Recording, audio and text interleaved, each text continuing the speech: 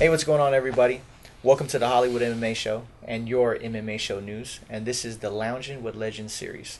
I'm here in Torrance with the legendary, well, I like to call the legendary, Sifu Richard Bustillo. How are you doing, sir? Fine, I'm fine, and thank you for coming. Your journey through martial arts. When you first started martial arts, and how did you meet Sifu Bruce, and what attracted you to JKD? Sure. Um, I'm a product of my environment. I was born and raised in Hawaii, and in my neighborhood there was a judo school, and I took that for about only a year until my family moved to Kalihi Valley. In Palolo Valley, I was about 8, 9 years old when I started taking judo for just 1 year. Um, when my family moved to Kalihi, there was a boxing gym. Some of the kids went to the gym, and I followed them.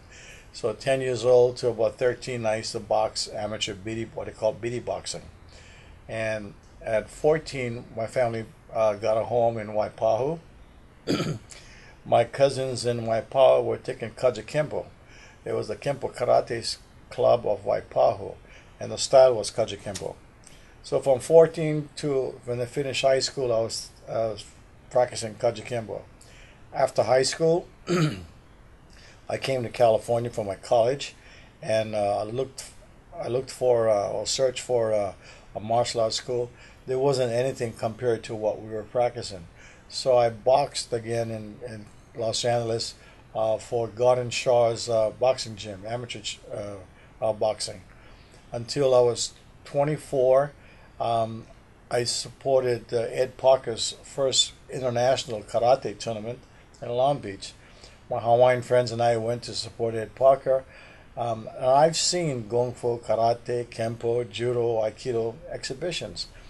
But when this young man, Bruce Lee, came on stage and demonstrated his art, I was floored. It was an awe. It was an exhibition I never seen before. Tremendous power, speed, explosive power that I never seen before. And I told my friends, this is the real stuff. We should practice this art. And he didn't call it Jeet Kune Do then. So I wrote to Bruce Lee, and in 1967, he moved to Los Angeles. When he did his exhibition, he was living in Seattle. And then a year later, he moved to San Francisco, Oakland. And then a year later, he went to Los Angeles. He sent me a letter about his first orientation class, and I attended the class, and we learned about what he was going to teach us, what he expected from us. And those days, $20 a month was expensive, but I, tightened up my belt and saved $20 every month to practice with him. There in 1967, I met another Filipino, Danny Nosanto. He and I became training partners, and that's how my art took off. It wasn't my goal to be an instructor. I just want to know martial arts and try to hold my own with martial arts. In particular, so when you first saw the seminar, You mean exhibition? the expedition, the speed and the power that you've seen Bruce Lee display, that's pretty much what attracted you to JKD. Yes, and his philosophies and his concepts behind the training. He says if you're into a self-defense fight and the hands are up, don't wait to get hit. You hit first. There's a threat to your body. Why wait? And I like his explosive speed and power. He says you will hit the leg, kick to the leg, and hit him in the head, and go to the body, and stuff like that. And from my boxing background, I like this contact stuff. He says anything you practice while you're shadow boxing or mimicking the air, striking the punch in the air, you got to put it against a resistance training like hitting the pads or hitting the bag. So you will know if you have or haven't got the power or speed or strength in striking against obstacles. While training with Bruce, what was his work ethic, his strength, his conditioning? I mean, what did you see in him on all three of those attributes? Bruce Lee was above average. He was way beyond average. He was like a genius, like how Mozart was to music, Van Gogh to art, and Bruce Lee was to martial arts. You never had a guy like this that came through our time. If there were 25 hours in a day, he would be practicing 25 hours a day. And he would research his own muscle about what generates the speed and what muscle extends, what muscles retracts or pull. And he'd work on that muscles. He trained that muscle so he get a powerful speed with the hands or feet. And that's how we got to be better. It's the training that's more important than the technique. And he would whip that hand out. He had an exhibition. He did an exhibition where he invited a volunteer to block his hand while he touched the volunteer's forehead. And the black belt comes up and he says, all right, I'm going to touch you on the forehead. Let me see you block it. And when Bruce Lee touched his head, by the time his hand's coming back, the volunteer's hand goes up to block. It was that fast. And he did his 1-inch punch. You don't have to hold or prepare your hands to the hip, to the chin, to in the air. Wherever your hand is, that's where you punch from. And he used to generate all that power. He called it his 1-inch punch. Don't have to be exactly 1 inch, but punching from where the hand or the feet is at the time of the hit. Your move is your strike. That's how he used to teach us. Outside of the studio, what was Bruce Lee like? Was he the same person during training? Was he outside the gym, outside the training? No, there was no such thing for being outside. I used to invite Bruce to our Hawaiian luau's or parties and do something, and he used to tell me what for. The luau is temporary. Practice your kung fu. That is everlasting. He'd blow my stack when he said stuff like that. And if you go to his house and have barbecue or lunch, yeah, it's only about a half an hour, 1 hour lunch, and the rest is training again. Yeah, and then he want to see this, he want to see that, and doing different things. That was Bruce Lee. 24 hours a day, he would practice 25 hours in a day. JKD was around maybe 40, 50 years ago, right? Mm-hmm. Way before MMA came about. Why do you think MMA now is so popular versus how come JKD wasn't as popular then as MMA is now? In our days, in the 60s, martial arts was sort of like secrecy. In our school, you have to enter the school, it was a small club too, and to enter the room, we had a special knock before we opened the door. People want to see Bruce Lee, and because he was popular, getting popular, but we never opened the door. And we weren't ready to commercialize our sparring at that time. We were the only one that were doing full contact. We would hand trap, punch, hand trap, grapple, and we go to the ground.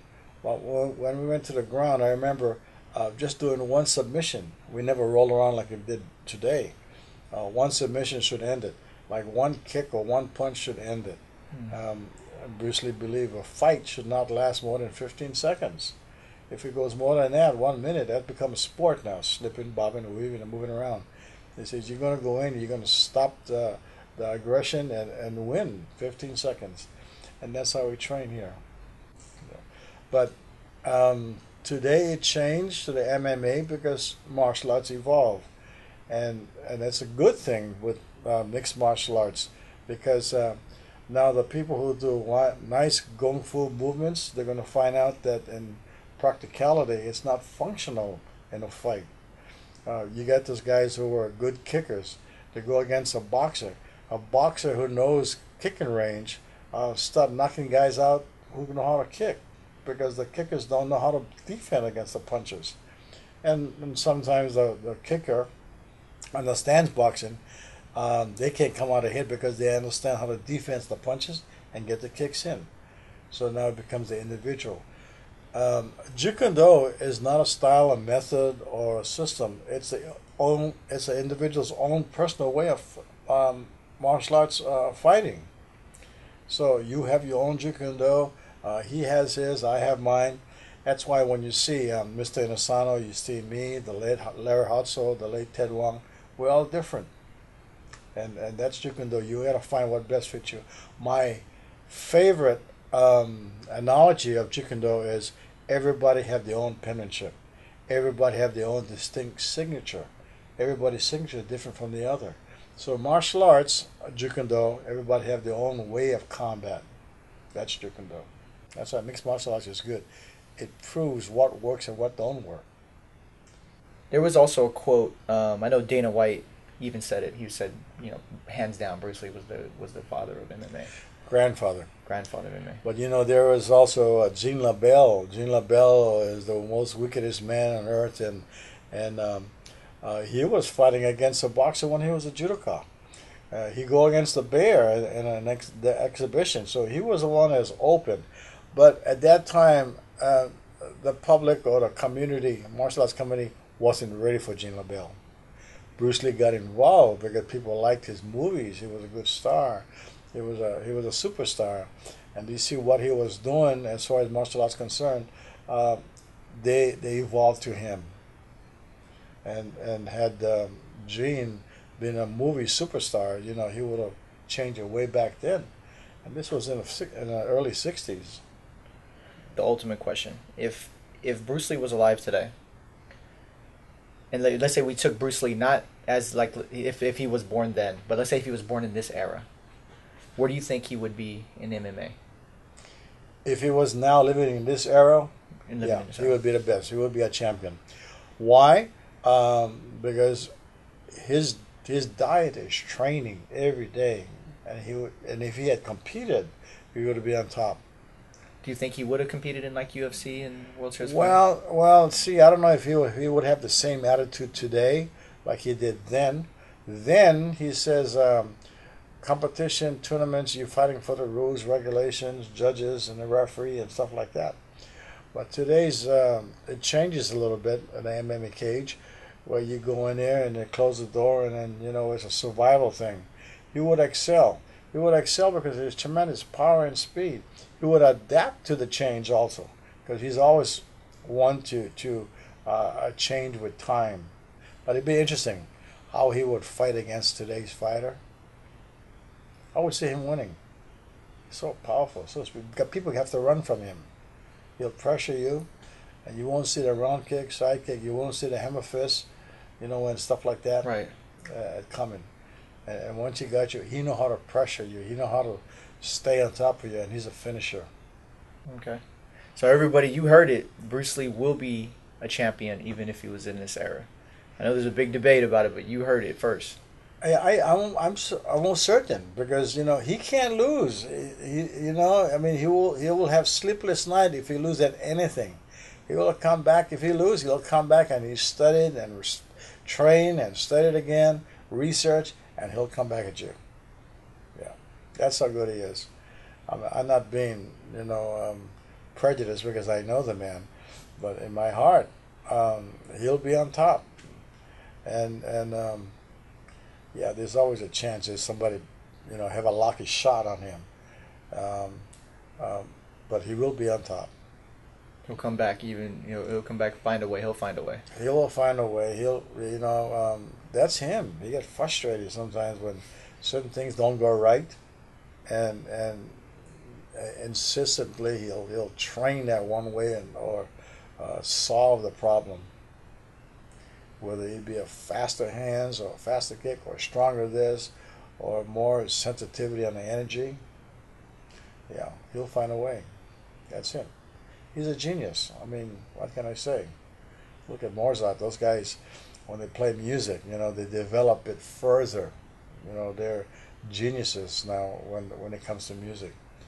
Or any, musicians or any artists go above and beyond the average. And that was Bruce Lee.